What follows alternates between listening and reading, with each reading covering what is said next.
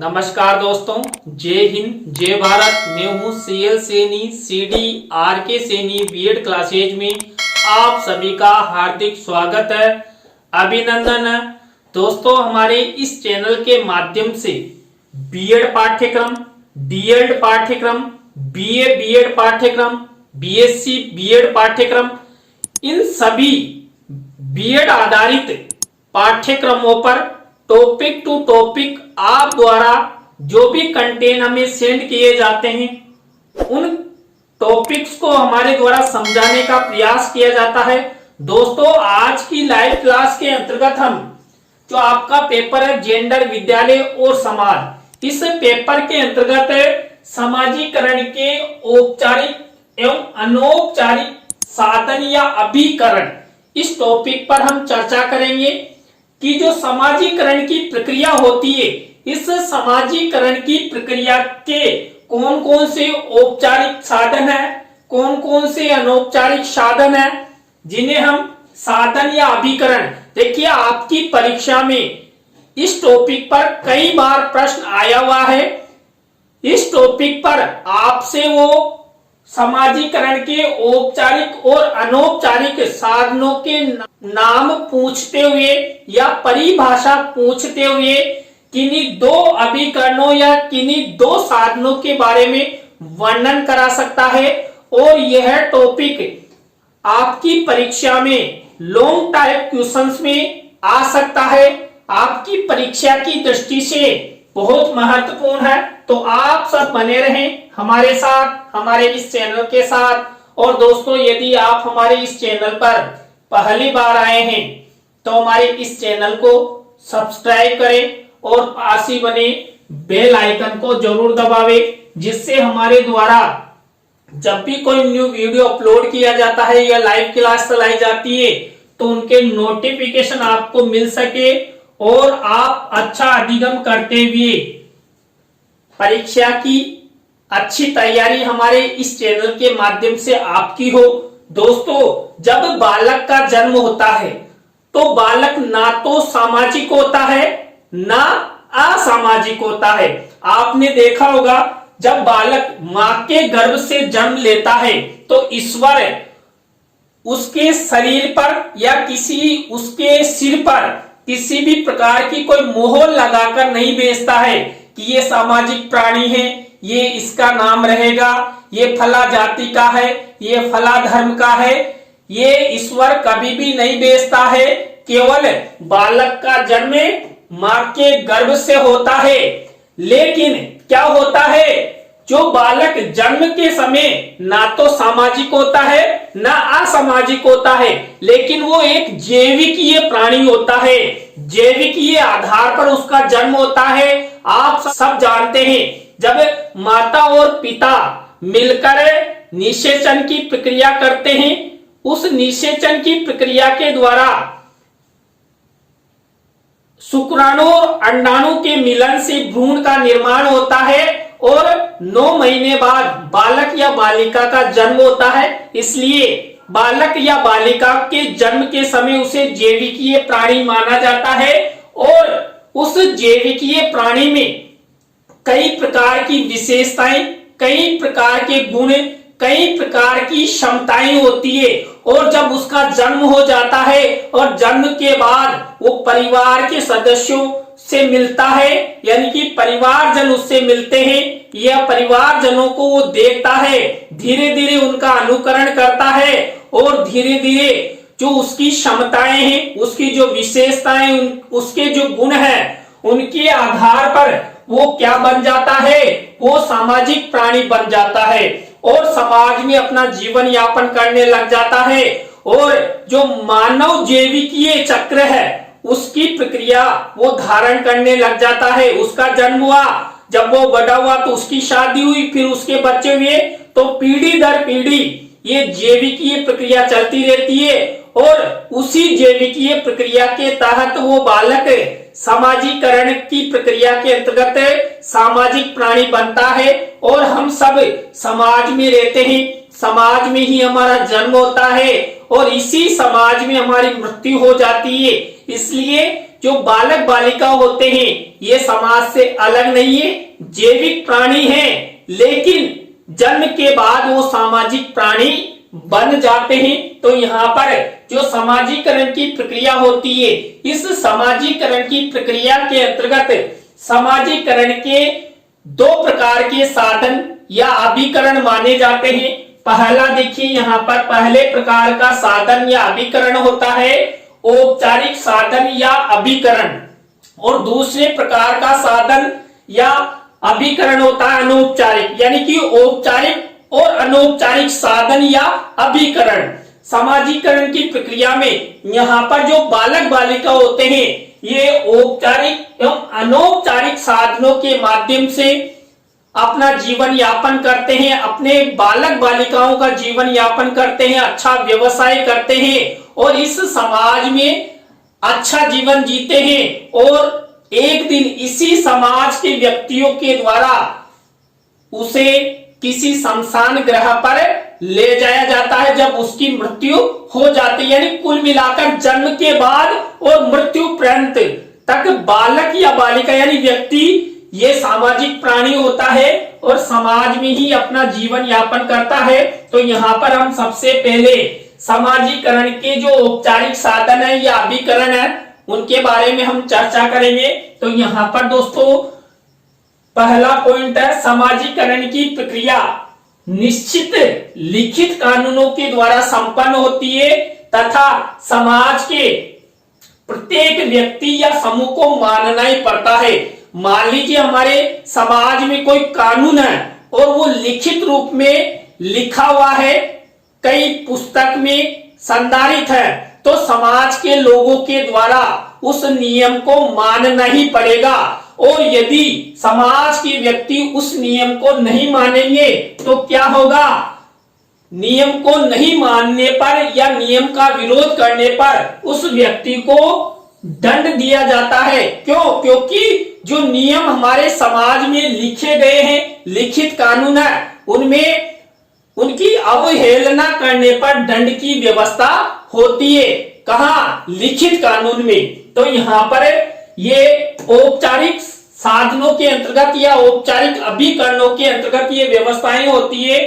औपचारिक साधनों के अंतर्गत राज्य आता है, हमारी सरकारें आती है, हमारे कानून आते हैं, हमारे न्यायालय आते हैं, हमारी पुलिस आती है, जो सामाजिक व्यवस्था बनाने में, शांति बनाने में महत्वपूर्ण भूमिका निभाती है। अब यहाँ पर जो औपचारिक साधन या अभिकरण है दोस्तों, यहाँ पर देखिए हमारे राज्य का प्रशासन चलाने हेतु प्रजातांत्रिक प्रक्रिया का सहारा लिया जाता है, जिसमें हम ग्राम पंचायत स्तर से लेकर हमारे राज्य स्तर यानी मुख्यमंत्री राज्यपाल तक की प्रक्रिया का सहारा लेते हैं। हमारे प्रशासनकर्ता नियुक्त किए जाते हैं और एक सरकार का निर्माण किया जाता है। इस सरकार के द्वारा कई प्रकार के कानून बनाए जाते हैं और उन कानूनों की पालना हेतु हमारी पुलिस होती है, हमारे न्यायालय होते हैं। कुल मिलाकर ये औपचारिक साधन या अभिकरण होते हैं। इनके जो नियम होते हैं, इनकी जो दंड प्रक्रिया होती है, ये लिखित रूप में होती है और ये सब होता है सामाजिक प्राणियों के लिए।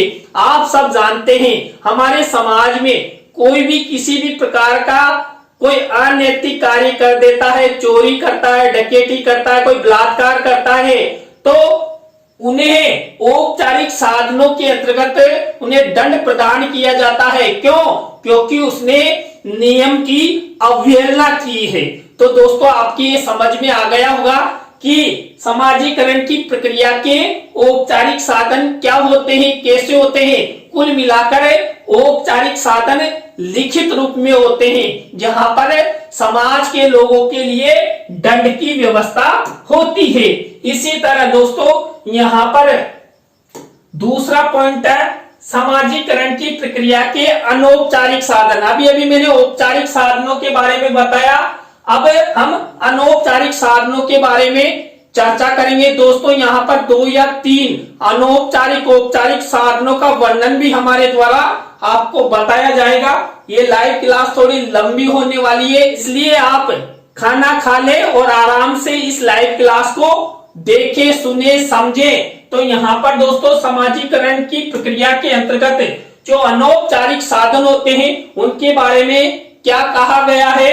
समाजीकरण की प्रक्रिया अंतर्गत कोई सामाजिक समूह कल्याण का कार्य करता है तो इस कल्याण के कार्य की अवहेलना करने वाले का समाज निंदा या बहिष्कार करता है। दोस्तों अनौपचारिक साधनों के अंतर्गत कोई निश्चित लिखित नियम नहीं होते हैं। यहाँ पर सामाजिक लोग सामाजिक प्राणियों के लिए कल्याण का कार्य करते हैं।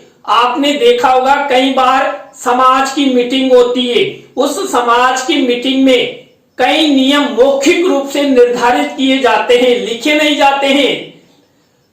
और यदि उन नियमों को सामाजिक प्राणी नहीं मानता है तो समाज के लोगों के द्वारा क्या किया जाता है, समाज के लोगों के द्वारा उसकी निंदा की जाती है, उसे समाज से बहिष्कृत कर दिया जाता है। तो दोस्तों यहाँ पर अनौपचारिक साधनों के अंतर्गत कोई लिखित कानून नहीं होता, लेकिन कल्याण की भावना होती है।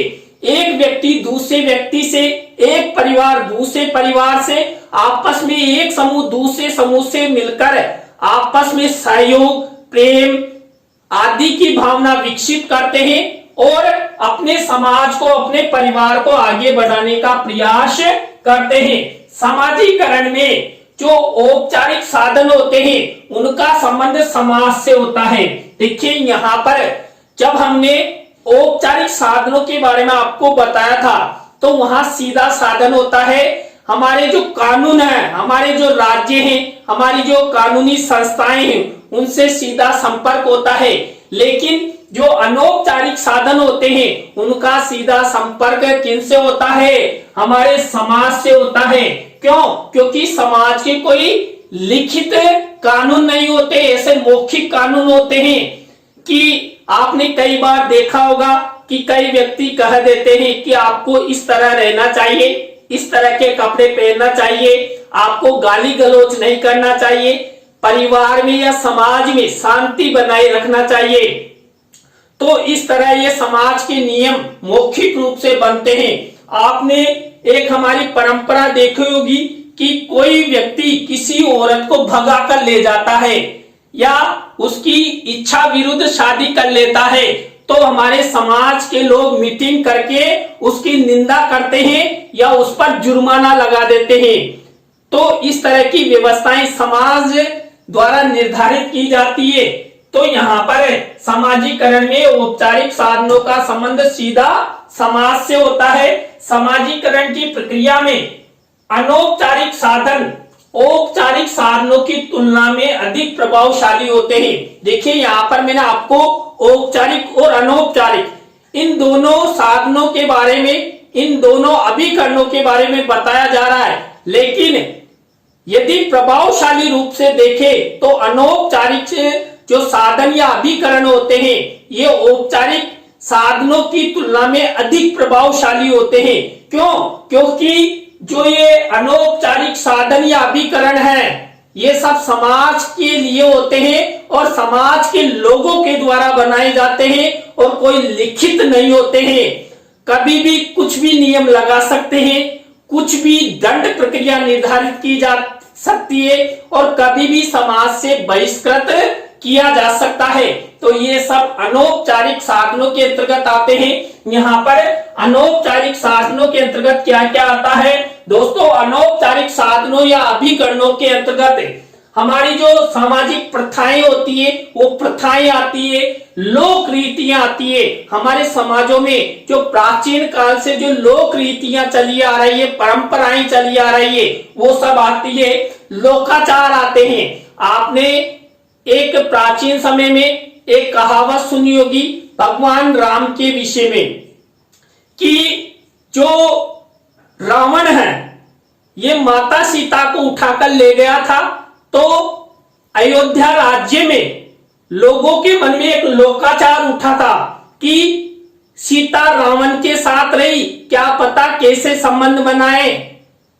तो इस लोकाचार के कारण भगवान श्री राम को सीता को छोड़ना पड़ा और वो वाल्मीकि जी के आश्रम में रही जहां पर लव और कुश नामक 2 पुत्रों को उनके द्वारा जन्म दिया गया। तो इस तरह समाज में लोकाचार चलते हैं। तो और इसी तरह नैतिकता यानी कि चरित्रता आदि के गुण भी यहाँ पर अनौपचारिक साधनों के रूप में माने जाते हैं। हमारे जो धर्म होते हैं, देखिए हमारा समाज, हमारा भारतीय समाज कई धर्मों में बटा हुआ, हिंदू, मुस्लिम, सिख, ईसाई, बौद्ध, पारसी, यहूदी आदि कई धर्मों के लोग हमारे भारतीय समाज में रहते हैं। तो धर्म भी अनौपचारिक साधनों की गिनती में आते हैं। हमारा परिवार, देखिए परिवार भी अनौपचारिक साधनों के अंतर्गत आता है। हमारे जो क्रीड़ा समूह है यानी कि खेलते हैं हम एक ग्रुप में, वो भी अनौपचारिक साधनों की गिनती में आता है। हमारी जो संस्थाएं, जितनी भी संस्थाएं होती है, चाहे वो शिक्षा क्षेत्र की हो या तकनीकी क्षेत्र की हो, वो सब अनौपचारिक साधनों के अंतर्गत आती है। जनमत, हमारा जो सामाजिक समूह होता है और हम जो जनमत की प्रक्रिया करते हैं, आपने देखा होगा समाजों में प्रत्येक समाज में अध्यक्ष बना दिए जाते हैं कि हमारे समाज का ये अध्यक्ष है और ये कहेगा जैसा ही हमें मानना पड़ेगा। और वहां पर कोई लिखित नियम नहीं होते। वो अध्यक्ष भी मौखिक रूप से समाज को सही दिशा निर्देश प्रदान करता है। समाज को आगे बढ़ाने हेतु कई मौखिक रूप से कानून कायदे निर्धारित करता है। देखिए यहाँ पर जो ये अनौपचारिक साधन होते हैं, इन सब में जो भी प्रक्रिया निर्धारित होती है, जो भी नियम कानून कायदे निर्धारित किए जाते हैं, वो अलिखित होते हैं। तो इस तरह दोस्तों यहाँ पर हमने औपचारिक और अनौपचारिक साधनों या अभिकरणों के बारे में आपसे चर्चा की। अब देखिए अनौपचारिक साधनों के अंतर्गत हम पहला जो हमारा अनौपचारिक साधन है, अभिकरण है, परिवार, उसके बारे में हम चर्चा करते हैं। क्योंकि यहाँ पर पहला अनौपचारिक साधन इसलिए माना जाता है क्योंकि बालक बालिका का जन्म परिवार में होता है। और देखिए मेरे द्वारा इसी क्लास में इसलिए बताया जा रहा है कि आपकी परीक्षा में औपचारिक अनौपचारिक साधनों के साथ साथ किन्हीं 2 औपचारिक अनौपचारिक साधनों या अभिकरणों का वर्णन भी आपसे करवा सकता है। तो यहाँ पर हम परिवार के बारे में आपसे चर्चा करेंगे। तो जो हमारा परिवार होता है, इसी परिवार में क्या होता है, इस परिवार में बालक बालिका का जन्म होता है। तो जो समाजीकरण की प्रक्रिया होती है, इस समाजीकरण की प्रक्रिया के अंतर्गत अनौपचारिक साधनों में परिवार की महत्वपूर्ण भूमिका होती है। क्यों? क्योंकि बालक का जन्म परिवार में होता है, परिवार के सदस्यों के बीच में वो पलता है, उसका पोषण होता है, बड़ा होता है और वहां के कानून कायदे, परिवार में कोई लिखित संविधान होता है क्या? नहीं होता है। परिवार में मौखिक रूप से माता पिता या दादा दादी या अपने से बड़ों के द्वारा कई नियम कानून कायदे बनाए जाते हैं कि आपको खाना इस प्रकार खाना है, चप्पल कहाँ पर खोलनी है, कपड़े किस तरह के पहनने हैं, ये सब परिवार के सदस्यों के द्वारा निर्धारित किए जाते हैं। इसलिए परिवार को अनौपचारिक साधन यहाँ पर समाजीकरण की प्रक्रिया के अंतर्गत माना जाता है। तो यहाँ पर परिवार समाजीकरण का मूल साधन एवं अभिकरण होता है क्योंकि व्यक्ति का जन्म परिवार में ही होता है। ऐसा कोई बालक है जिनका जन्म परिवार के बाहर हुआ, आप में से कोई है तो कमेंट्स जरूर करें, भाई मेरा तो जन्म परिवार में हुआ है, हम पटेल खानदान में पैदा हुए हैं। देखिए हमारी प्राचीन पीढ़ी, मुझे 7 पीढ़ियां मेरे नाम मुझे अभी भी ध्यान है। तो इस तरह अपनी जो पीढ़ियां होती है ये सब परिवारों में जन्म लेती है और परिवारों में ही आगे बढ़ती है। तो इसलिए जो परिवार होता है इसको समाजीकरण की प्रक्रिया का मूल साधन एवं अभिकरण माना जाता है। इसी तरह परिवार में जन्म लेने के कारण उस पर परिवार की अमिट छाप बन जाती है और वह समाजीकरण की प्रक्रिया की ओर बढ़ जाता है। देखिए बालक का जन्म परिवार में होता है तो परिवार के मध्य जब वो रहता है तो परिवार की अमिट छाप उस बालक बालिका पर पड़ती है और वो जीवन भर बनी रहती है। और इसी अमिट छाप के कारण वो क्या करता है, सामाजिकरण की प्रक्रिया की ओर बढ़ता जाता है। वह लगातार परिवार के माध्यम से समाज में बना रहता है और संबंध बनाता है। देखिए, परिवार में रहते हुए हम क्या करते हैं, विवाह करते हैं और विवाह करने के बाद आप सब जानते हैं पति और पत्नी शारीरिक संबंध बनाते हैं। शारीरिक संबंधों में अंडाणु और शुक्राणु मिलकर निषेचन की प्रक्रिया में भ्रूण का निर्माण होता है और बालक का जन्म होता है। यानी ये प्रक्रिया परिवार के माध्यम से लगातार चलती रहती है। तो इसलिए परिवार को अनौपचारिक साधनों में सबसे महत्वपूर्ण स्थान प्रदान किया गया है। व्यक्ति का पारिवारिक सदस्यों के साथ घनिष्ठ संबंध बन जाता है। देखिए, मान लीजिए एक ही परिवार में 20 सदस्य रहते हैं या 10 सदस्य रहते हैं या 5 सदस्य रहते हैं, तो आपस में कितने प्रेम से रहते हैं। ये मेरा भाई है, ये मेरी बहन है, ये मेरी बुआ जी है, काका जी है, नाना जी है, ताई जी है। सब क्यों? क्योंकि वो रिश्ते परिवारों के माध्यम से बनते हैं। एक परिवार दूसरे परिवार से जुड़ता है, एक रिश्तेदार दूसरे रिश्तेदार से जुड़ता है और ये सामाजिकरण की प्रक्रिया हमारे भारतीय समाज में चलती रहती है। तभी तो हमारा भारतीय समाज पूरे विश्व में अपनी अलग ही पहचान निर्धारित करता है। क्यों?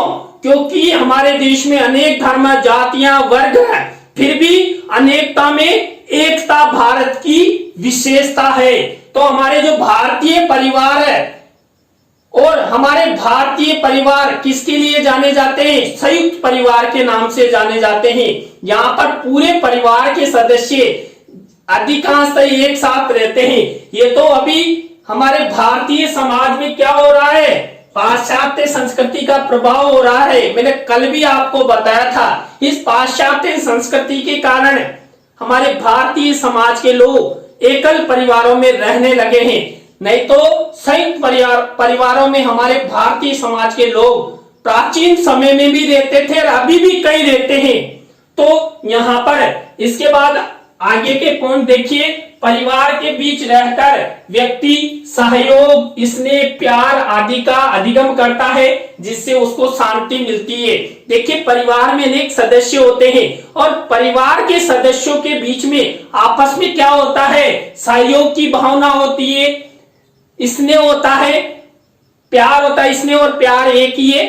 तो इस तरह आपस में जो बालक बालिका होते हैं इसी परिवार में सब अधिगम करते हैं। और आपने देखा होगा गर्लफ्रेंड बॉयफ्रेंड भी आपस में एक दूसरे परिवारों के बालक बालिका को ही बनाया जाता है। आपने भी कोई गर्लफ्रेंड या बॉयफ्रेंड बनाया हो तो कमेंट्स जरूर करें। तो देखिए, परिवार में रहते हुए जो परिवार के सदस्य होते हैं उन्हें शांति मिलती है, क्योंकि वहां पर प्यार और सहयोग की भावना होती है। इसी तरह परिवार में व्यक्ति समाज के बारे में सीखता है और व्यक्ति परिवार में सामाजिकरण के गुणों के अंतर्गत रहना, खाना पीना, बोलना चलना और व्यवहार करना सीखता है। देखिए, बालक का जन्म होता है तो वो अबोध होता है, उसे खाना भी नहीं आता है, दूध पीना भी नहीं आता है। लेकिन जो माता होती है, ये माता उस शिशु को अपने स्तनों से लगाकर दूध पिलाती है और धीरे धीरे वो जो शिशु होता है वो स्तनों से दूध पीना सीख जाता है। और जो जो वो बड़ा होता है वो खाना खाना सीख जाता है, नहाना, कपड़े धोना और अपने परिवार के सदस्यों के साथ रहना, उनसे बातचीत करना और उनके साथ कैसा व्यवहार करना है। और जो परिवार के सदस्य हैं उनके साथ उस सदस्य के क्या रिश्ते हैं, यानी काका लगता है, चाचा लगता है, ताऊ लगता है, ताई लगता है, इन सब के बारे में वो परिवार के माध्यम से उसे पता लगता है। इसी तरह दोस्तों, परिवार ही बालकों को सामाजिकरण की दिशा में ले जाता है। देखिए, मैंने आपको शुरू में बताया था, परिवार ही एक ऐसा सामाजिकरण की प्रक्रिया का अनौपचारिक साधन है जो बालक को सामाजिकरण की दिशा की ओर ले जाता है। क्यों? क्योंकि परिवार में कई प्रकार के अलिखित नियम होते हैं, कानून कायदे होते हैं और परिवार के सदस्य उन अलिखित कानून कायदों को मानते हैं, अधिगम करते हैं और वही अधिगम उन्हें समाजीकरण की दिशा में लेके जाता है। तो ये हमारा जो परिवार अभिकरण है, परिवार नामक साधन है, उसके बारे में आपसे चर्चा की। इसी तरह दोस्तों जो दूसरे नंबर का अभिकरण है या साधन है उसके बारे में हम चर्चा करते हैं। दूसरे नंबर का अभिकरण या साधन है क्रीड़ा समूह। देखिए बालक का जन्म होता है, जन्म के बाद वो परिवार में रहता है और परिवार के बाद वो कहां जाता है, अपने पड़ोस में जाता है। बाहर जो भी अन्य परिवारों के बालक है वो भी बाहर आते हैं, यानी कि एक परिवार के बालक दूसरे परिवार के बालकों से मिलते हैं, आपस में फ्रेंड बनाते हैं और खेलते हैं, और खेल खेल में वो कई प्रकार का अधिगम करते हैं। इसके बारे में ही यहाँ पर चर्चा की गई है। परिवार के बाद क्रीड़ा समूह सामाजिकरण का दूसरा अनौपचारिक साधन होता है, जहां व्यक्ति समूह के साथ साथ संबंध, व्यवहार और बातचीत करना सीखता है। देखिए अन्य परिवार में तो हम कैसे भी बात कर लेते हैं, लेकिन परिवार के बाद जो दूसरे परिवार के बालक बालिका होते हैं उनके साथ कैसा व्यवहार अपनाना चाहिए, किस तरह बातचीत करना चाहिए, ये सब सीखा जाता क्रीड़ा समूह यानी आस पड़ोस के माध्यम से। इसी तरह देखिए दोस्तों यहाँ पर बालक परिवार से बाहर निकलकर अन्य परिवारों के बालकों के संपर्क में आता है और उसके साथ खेलता है, अधिगम करता है तथा मित्र बनाता है। देखिए अभी मैंने आपको गर्लफ्रेंड बॉयफ्रेंड के बारे में बताया, तो क्या परिवार में गर्लफ्रेंड बॉयफ्रेंड बना लेते हैं? नहीं, परिवार के बाहर हम गर्लफ्रेंड बॉयफ्रेंड बनाते हैं। तो यहाँ पर भी जो एक परिवार के बालक बालिकाएं ये बाहर जाते हैं और दूसरे परिवार के बालक बालिका भी बाहर आते हैं और वो बाहर खेलते हैं, आपस में बातचीत करते हैं और गर्लफ्रेंड बॉयफ्रेंड बनाते हैं, मित्र बनाते हैं। तो यहाँ पर ये क्रीड़ा समूह के माध्यम से ही वो अधिगम करते हैं। क्रीड़ा समूह के माध्यम से बालक भिन्न भिन्न प्रकार की आदतें विकसित करते हैं, अभिरुचियां उत्पन्न करते हैं, रहन सहन के ढंग सीखते हैं, आपस में बातचीत करने के तौर तरीके सीखते हैं, आदर्श सीखते हैं, एक दूसरे की भावनाओं को समझते हैं। किनके माध्यम से? क्रीड़ा समूह के माध्यम से।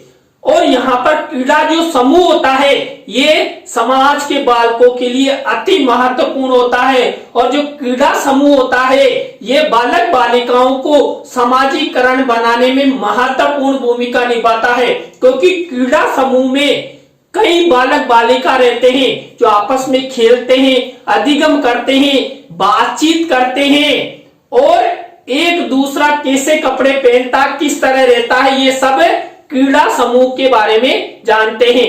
देखिए मान लीजिए कोई समूह बनाकर खेल रहे हैं और कोई लड़की कह दे किसी लड़के से आपने अच्छे कपड़े नहीं पहन रखे, तो दूसरे दिन लड़का क्या करेगा? अच्छी जींस टी शर्ट पहन के उस लड़की के सामने जाएगा। क्यों? क्योंकि उस लड़की ने कहा है। तो वो समाज के माध्यम से जो क्रीड़ा समूह होता है उस क्रीड़ा समूह के बालक बालिकाओं के माध्यम से पहनना, रहना, खाना ये सब अधिगम करता। और आप सब भी सामाजिक प्राणी हैं, आप सब जानते हैं। केवल यहाँ पर आपको इशारा किया गया है कि आपकी परीक्षा में इस तरह का क्वेश्चन आ जाए तो आप किस तरह मेंशन करेंगे, और ये हर सालाना आपकी परीक्षा में आता है। इसी तरह देखिए नेक्स्ट पॉइंट यहाँ पर दोस्तों, क्रीड़ा समूह के माध्यम से बालक भिन्न भिन्न बालकों के साथ संबंध बनाता है और उनके अनुकूल होने का प्रयास करता है। देखिए हमारे समाज में जो क्रीड़ा समूह होते हैं, बालक बालिका होते हैं, वो भिन्न भिन्न नेचर के होते हैं, भिन्न भिन्न उपलब्धि वाले होते हैं। कोई लड़ाई झगड़े करने वाला होता है, कोई शांत स्वभाव का होता है, लेकिन आपस में क्या किया जाता है? अनुकूलन वहां पर बनाया जाता है, उनसे बातचीत की जाती है।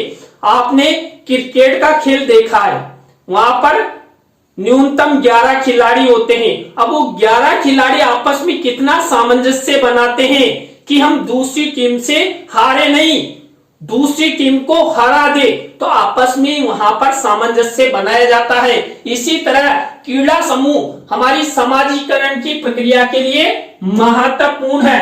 क्रीड़ा समूह के माध्यम से बालक नेतृत्व, अनुसरण, अनुकूलन के साथ साथ समाजीकरण की दिशा में अग्रसर होते हैं। देखिए हमारे परिवारों के बालक क्रीड़ा समूह के माध्यम से ही समाजीकरण की दिशा में आगे बढ़ते हैं, क्योंकि घर से बाहर निकलते ही हमारे पड़ोसी मिलते हैं, हमारे पड़ोसियों के बालक बालिका मिलते हैं, तो आपस में चर्चा करेंगे, अधिगम करेंगे और फिर वो समाज के माध्यम से, आपने देखा होगा बालक बालिका बाजार कब जाने लग जाते हैं, अपने पड़ोसी का बच्चा अरे बाजार चलो घूमने, कोई मेला देखने जाना है तो घर वालों से पूछेंगे नहीं और वो छाने से किसी दूसरे परिवार के पड़ोसी के बालक के साथ मेला देखने चले जाएंगे और घर वाले ढूंढते रह जाएंगे, कहां गया मेरा बच्चा, कहां गया।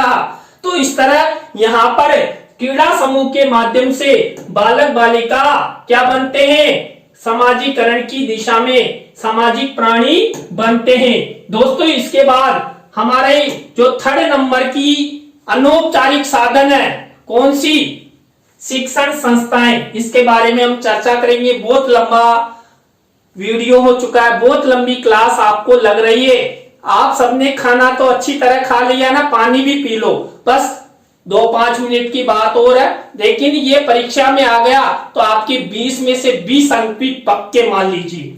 तो यहाँ पर हम चर्चा करते हैं शिक्षण संस्थाओं के बारे में। पहला पॉइंट है यहाँ पर समाजीकरण की प्रक्रिया में शिक्षण संस्थाएं अत्यंत महत्वपूर्ण भूमिका निभाती है। क्यों? क्योंकि शिक्षण संस्थाओं के माध्यम से ही बालक शिक्षा संबंधी ज्ञान प्राप्त करता है।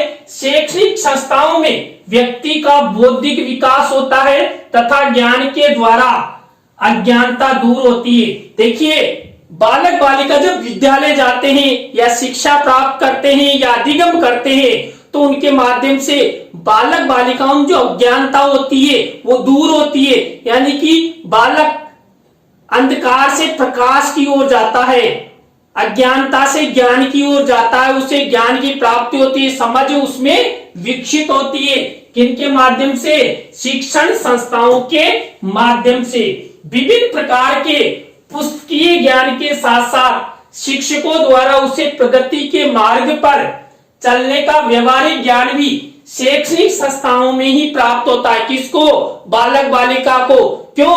क्योंकि वो सामाजिक प्राणी बनने जा रहा है। और आप सब जानते हैं जो समाजीकरण की प्रक्रिया होती है, इस समाजीकरण की प्रक्रिया में जो शिक्षण संस्थाएं हैं जैसे हमारे विद्यालय, महाविद्यालय, ये सब समाज के अंग माने जाते हैं, जहां पर बालक बालिका ज्ञान प्राप्त करते हैं, शिक्षा प्राप्त करते हैं और आगे बढ़ते हैं। बच्चों की आदतों का निर्माण भी यही होता है जो जीवन पर्यंत बनी रहती है। देखिए कई बालक पढ़ने में होशियार होते हैं, प्रतिभाशाली होते हैं, वो कहां बनते हैं? विद्यालयों के माध्यम से ही, क्योंकि उन्हें शिक्षा प्राप्ति की ललक वहां पर होती है। स्कूल और कॉलेज में बच्चों को भिन्न भिन्न आयु लिंग के छात्र समूह के साथ अनुकूलन तथा सामंजस्य करना पड़ता है, अतः अभियोजनशीलता की शक्ति का विकास होता है। देखिए हमारे समाजों में जो विद्यालय महाविद्यालय होते हैं वहां पर विभिन्न आयु वर्ग के बालक मिलते हैं, विभिन्न वर्गों के, समाजों के, धर्मों के बालक बालिका आपस में मिलते हैं, तो उन सबके साथ आपस में समायोजन बालक बालिकाओं द्वारा किया जाता है। यानी कुल मिलाकर समाजीकरण के गुण बालक बालिकाओं में आते हैं।